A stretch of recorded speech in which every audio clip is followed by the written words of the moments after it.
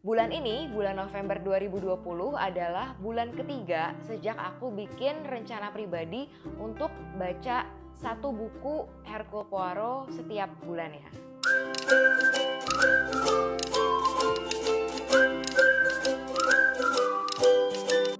Dan buku yang aku baca di bulan ini adalah The Murder of Roger Ackroyd. Untuk judul kali ini, aku baca novelnya yang versi bahasa Indonesianya di Ipusnas karena gratis dan legal.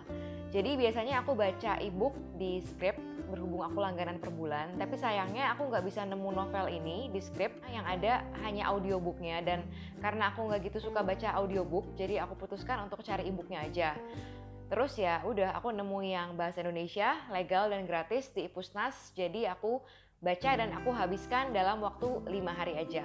Bukunya kalau di versi bahasa Indonesia tebalnya sekitar 350-an halaman. Dan karena ini adalah novelnya Agatha Christie, cerita Hercule Poirot yang ketiga, setelah bulan September kemarin aku baca Death on the Nile, dan bulan Oktober aku baca The Hollow. Selain mereview Murder of Roger Ackroyd, aku pun akan menyelipkan beberapa perbandingan antara novel ketiga yang aku baca ini dengan dua novel terdahulunya. Kalau melihat judul-judul ceritanya Hercule Poirot, banyak banget judul-judulnya yang udah cukup self-explaining. Jadi kayak Death on the Nile, yaitu udah jelas akan ada kematian di Sungai Nil. Terus Murder on the Orient Express, yang jelas akan ada pembunuhan di atas kereta bernama Orient Express. Dan demikian juga dengan buku yang satu ini. Pembunuhan atas Roger Ackroyd itu menceritakan tentang, ya udah jelas ya, pembunuhan atas seseorang yang bernama Roger Ackroyd. Jadi Roger Ackroyd ini adalah seorang pria berusia cukup tua, udah lansia, dan dia ini seorang pria kaya raya. Di awal cerita dijelaskan bahwa wanita yang Roger cintai itu meninggal karena bunuh diri, dan Roger ini tahu bahwa wanita yang dicintainya itu sebelumnya sudah di blackmail, diperas oleh seseorang. Yang kita tahu berikutnya adalah Roger Ackroyd ditemukan tewas di rumahnya sendiri, di ruang kerjanya sendiri, dengan posisi duduk, dengan sebuah belati tertancap di punggungnya. Sama seperti yang digambarkan dengan sangat jelas di cover novel ini. Pembunuhan itu terjadi di malam ketika Roger Ackroyd mengadakan jamuan makan malam yang dihadiri oleh beberapa rekan-rekan serta anggota keluarganya. Jadi otomatis mereka semua menjadi tersangka dalam kasus ini. Nah, ini mirip dengan dua cerita yang udah aku baca sebelumnya. Jadi ya, suatu pembunuhan terjadi dan daftar tersangkanya itu cukup banyak. Sehingga biasanya pembaca akan dibuat bertanya-tanya di sepanjang cerita, kira-kira dari sekian banyak orang yang muncul, siapakah pelakunya? Nah, yang cukup membedakan cerita kali ini dengan dua novel yang aku baca sebelumnya adalah point of view atau sudut pandang penceritaannya. Jadi di novel Murder of Roger Ackroyd ini, POV yang digunakan adalah POV orang pertama. Sedangkan di dua novel sebelumnya yang aku baca, POV-nya adalah POV orang ketiga. Nah, di cerita ini POV-nya diceritakan oleh seseorang yang bernama Dr. James Shepherd. Dr. James Shepherd ini adalah salah satu tetangga desanya si korban Roger Ackroyd, dan dia ini juga adalah orang yang pertama kali menemukan jenazah Roger yang sudah terbunuh. Mirip seperti Watson dan Holmes, Dr. Shepherd ini hampir selalu ada di sisi Poirot dan menemani Poirot berkeliling sana-sini, bertanya-tanya kepada orang-orang, mengumpulkan berbagai bukti.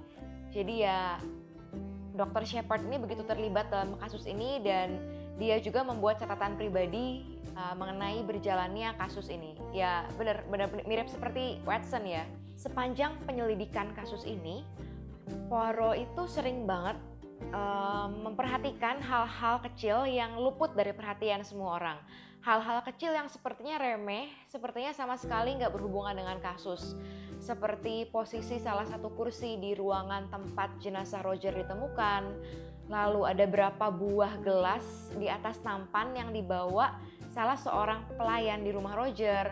Terus apa warna sepatu bot salah satu tersangka pembunuhan tersebut.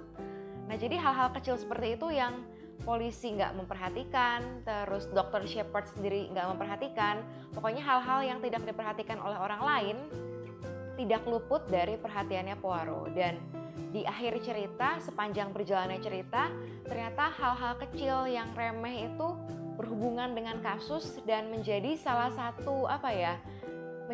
satu mata rantai pola pikirnya Poirot untuk memecahkan kasus itu. Nah, kalau soal narasi, kan banyak orang yang bilang kalau narasinya Agatha Christie dalam menceritakan kisah-kisahnya Hercule Poirot itu alurnya cenderung lambat dan membosankan. Dan aku merasakan hal itu waktu pertama kali baca novel Death on the Nile. Alurnya lambat, tokohnya banyak, namanya sulit diingat semua, dan baru kerasa rame di akhir-akhir. Tapi novel ini berbeda. Kalau di novel ini aku udah cukup engage, udah cukup hook dari bab-bab awal.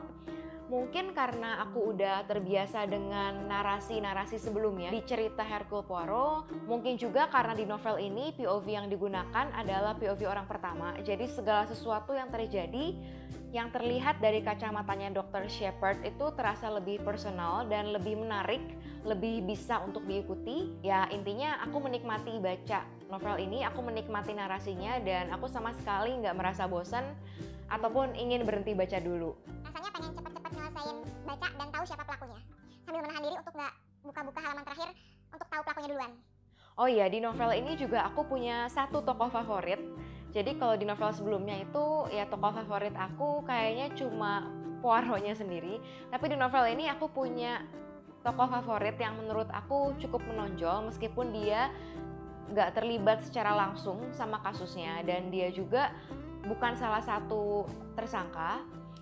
Dia adalah Caroline Shepard, kakak kandungnya Dr. James Shepard. Caroline ini merupakan biang gosipnya desa, dan di sepanjang novel ini Caroline ini sangat berinisiatif untuk membantu Poirot memecahkan kasusnya. Meskipun mungkin celetukan-celetukan yang keluar dari mulutnya itu hanya spekulasi aja, hanya berdasarkan insting seorang tukang gosip, bukan berdasarkan fakta. Terus sepanjang baca buku ini aku menemukan beberapa persamaan antara cerita ini dengan dua cerita yang aku baca sebelumnya. Kayaknya di novel-novelnya Agatha Christie, di cerita-ceritanya Hercule Poirot, selalu ada dokter yang terlibat. Di sini yang jelas ada Dr. James Shepard yang merupakan salah satu tokoh kunci juga. Lalu di Death on the Nile ada dokter juga di atas kapal itu. Terus di The Hollow juga salah satu pemeran utamanya adalah seorang dokter juga, dokter laki-laki juga. Terus persamaan lain yang aku temukan juga, kayaknya Poirot itu memang berbakat jadi mak comblang, karena di 3 buku yang aku baca, tiga-tiganya ini menceritakan kisah cinta yang bersemi setelah pembunuhan terjadi. Kisah cinta yang bersemi secara tidak terduga. Lalu persamaan lain yang cukup menonjol adalah kemunculan Poirot yang nggak diperkenalkan dari awal. Jadi di 3 novel yang udah aku baca, di 3-tiganya ini Poirot itu baru muncul di tengah-tengah cerita. Khususnya waktu baca novel ini, aku berkali-kali mikir, nah ini pembunuhan udah terjadi. Tapi Poirot itu belum pernah diperkenalkan, namanya sama sekali nggak disebut-sebut, dan kayaknya nggak ada tanda-tanda kehadirannya sama sekali, sampai udah berpuluh-puluh halaman, sampai aku berpikir, jangan-jangan ini yang aku baca bukan bukunya Poirot, tapi bukunya Agatha Christie yang menceritakan tentang orang lain, yang nggak ada Poirot di dalamnya. Tapi ternyata di saat yang gak terduga, akhirnya Poirotnya muncul juga. Kalau dari segi kasusnya, menurut aku kasus di novel ini itu cukup sulit untuk ditebak siapa pelaku pembunuhannya. Karena kalau di cerita ini, dengan kematian Roger Ackroyd, nyaris semua tamu yang dia undang di jamuan makan malam itu, nyaris semua orang yang terlibat dalam kasus pembunuhan itu mendapatkan sesuatu keuntungan. Jadi misalnya anak angkatnya Roger, dengan kematiannya Roger dia bisa dapat warisan. Lalu ada keponakannya juga yang dapat warisan. Semua orang itu tampak mencurigakan dan semuanya tampak menyembunyikan sesuatu. Dan semuanya juga kayaknya nggak punya alibi yang benar-benar kuat sejak awal. Jadi ya aku cukup kesulitan sih nebak-nebak siapa pelakunya. Atau mungkin ya itu karena ini baru novel ketiga yang aku baca, Jadi jam terbang aku kurang tinggi untuk menebak langsung secara tepat dan yakin siapa pelakunya dari awal. Dan siapa pelakunya itu baru benar-benar terungkap di bab kedua terakhir. Dan ada twist di situ, twist yang aku nggak nyangka ternyata orang ini pelakunya. Dan kalau dipikir-pikir lagi, memang sih di bagian awal buku aku sempat mikir, jangan-jangan orang ini pelakunya. Tapi seiring dengan berjalannya cerita, terlalu banyak orang-orang yang punya kepentingan pribadi dengan kematian Roger ini, jadi itu perhatianku terpecah dan aku dibingungkan. Kayaknya semua orang itu bisa jadi pembunuh di sini. Namun ternyata di akhir Poirot berhasil memecahkan kasusnya, dan yang aku suka lagi, Poirot ini bukan seorang detektif berdarah dingin yang begitu kasus sudah ketebak siapa pelakunya, dia pergi gitu aja. Enggak, justru dengan dia berhasil menemukan siapa pelakunya, Poirot juga berpikir apa yang akan terjadi kepada orang-orang terdekat si pelaku jika mereka tahu bahwa orang ini pelakunya. Apa implikasi secara psikologis, apa saja beban mental yang dapat membuat orang-orang terdekat pelaku ini menderita kalau ketahuan bahwa dialah pelakunya. Jadi Poirot ini udah menyusun berbagai macam rencana untuk membereskan semua hal supaya jumlah orang yang menderita karena terpecahkannya kasus ini itu diminimalisir sebisa mungkin. Akhir kata, setelah menyelesaikan buku ini, aku semakin jatuh cinta dan semakin ngefans sama Hercule Poirot, sama bapak-bapak perkumis satu ini, dan juga sama sel-sel kelabu di otaknya yang luar biasa brilian, selalu bisa memecahkan kasus dengan pola pikirnya yang gak terduga. Intinya aku ngefans banget sama Hercule Poirot, dan di bulan depan aku akan baca setidaknya satu judul cerita Hercule Poirot lagi. So, that's all for today's video. Thanks for watching. Don't forget to click like if you like this kind of content. And please do subscribe and hit the notification bell so that you can get notified every time I release new videos. See you in my next videos. Bye-bye.